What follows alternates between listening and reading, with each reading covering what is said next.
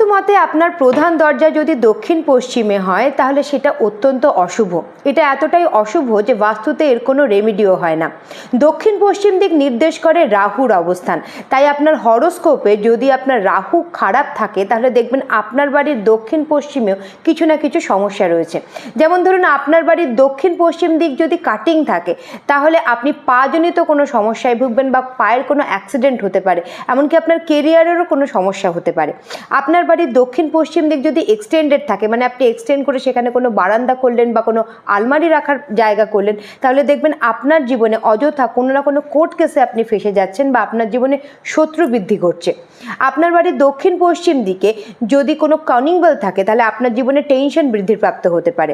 এমনকি আপনার বাড়ির দক্ষিণ পশ্চিম দিক যদি নিচু হয় তাহলে আপনার অযথা অর্থ নাশ হবে। মানে আপনি হয়তো কোথাও আপনার টাকা প্রফিট করার জন্য বা গেইন করার জন্য লাগিয়েছেন, দেখবেন সেটা হঠাৎ করেই লস হয়ে গেছে।